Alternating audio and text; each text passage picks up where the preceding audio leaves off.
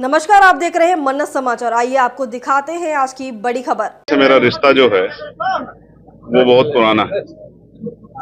Azad Samaj party पहली बार जो चुनाव लड़ी विधानसभा का उपचुनाव, वो बुलंदशहर में लड़ी, शहर का चुनाव, जिसमें आजाद समाज पार्टी को प्रदेश में तीसरे नंबर की पार्टी का तमगा मिला।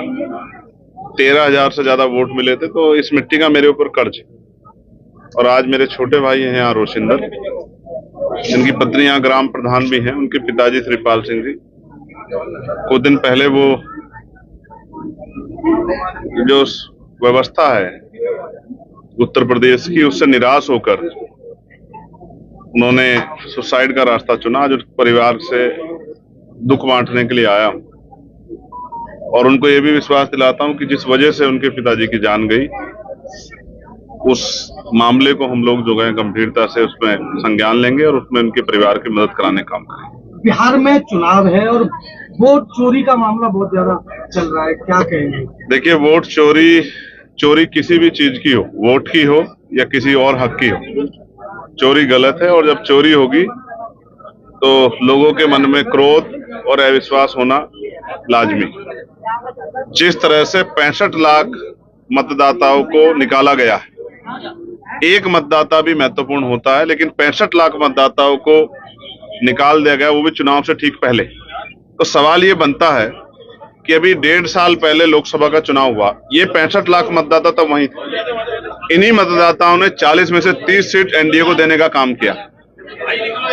जिन मतदाताओं के जरिए एनडीए ने 40 में से 30 सीट जीती, आज विधानसभा चुनाव के समय उनमें से 65 लाख मतदाता कम करके ऐसा लग रहा है कि कोई राजनीतिक साजिश या उस चुनाव में वोट की चोरी करने का एक पूरा जो है योजनाबद्ध जो है व्यवस्था की गई है। इसलिए सब लोग चिंता में, और माननीय सर्वोच्च न्यायालय ने संज्ञान लेके उन 65 लाख जो है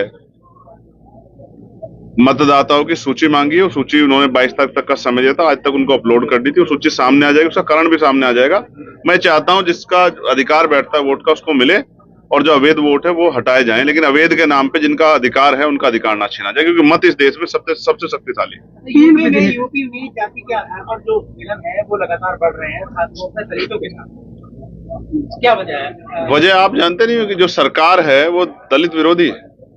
जो सरकार आज व्यवस्था में, वो दलित ही नहीं, वो हक वंचित कमजोर हर समाज के विरोधी है। और उसका एकमात्र लक्ष्य है कि पूंजीपतियों को फायदा देना है और गरीबों की जिंदगी, गरीबों की जमीन लूट कर जो है सरकार को उन अमीरों को सौंपती है। ये सबको दिख रहा है। आज पत्रकार सुरक्षित नहीं है, पुलिस के जवान सुरक्षित नहीं है, नौजवान सुरक्षित नहीं है, महिलाएं सुरक्षित नहीं है, किसान, अभी ये पूरी बेल्ट में पानी आता है, किसानों की फसलें बह गई, सरकार में कोई सुनने वाला नहीं है। लगातार हम लोग मांग उठा रहे हैं। स्कूल बंद किए गए तो उस पर मर्जीकरण के खिलाफ हमने आवाज उठाई, तब जाके वो स्कूल रुके हैं। शिक्षा का अधिकार छीन रहे हैं, रोजगार का अधिकार छीन रहे हैं, जमीनें छीन रहे हैं, लोगों की जान छीनी जा रही है सरकार में। बहन बेटियां सेफ नहीं, रेप हत्या हो रही है, कोई पूछने वाला नहीं है। और निकम्मी सरकार फिर भी बड़े बड़े दावे करती है। शर्म आनी चाहिए सरकार को। संसद में 3 विधेयक वो जो पास हो रहा है, कानून पास हो रहा है, क्या है वो? नहीं, अभी आए हैं, पास करवाने के लिए बहुत जोर लगाना पड़ेगा। अभी तो उसका जवाब, और मुझे ऐसा लगता है सबसे ज्यादा खतरा नीतीश जी को और नायडू जी के ऊपर ही मंडरा रहा है, और हो सकता है खतरे की आंच उत्तर प्रदेश तक भी आ जाए। खबरों में अब तक के लिए बस इतना ही। फिर होगी आपसे मुलाकात, तब तक के लिए नमस्कार और देखते रहिए मन्नत समाचार। ऐसी ही लेटेस्ट अपडेट पाने के लिए हमारे चैनल को सब्सक्राइब करें और तुरंत नोटिफिकेशन पाने के लिए बेल आइकन प्रेस करना ना भूलें। यदि आप हमें फेसबुक या इंस्टाग्राम के माध्यम से देख रहे हैं तो हमारे पेज को फॉलो जरूर करें। धन्यवाद।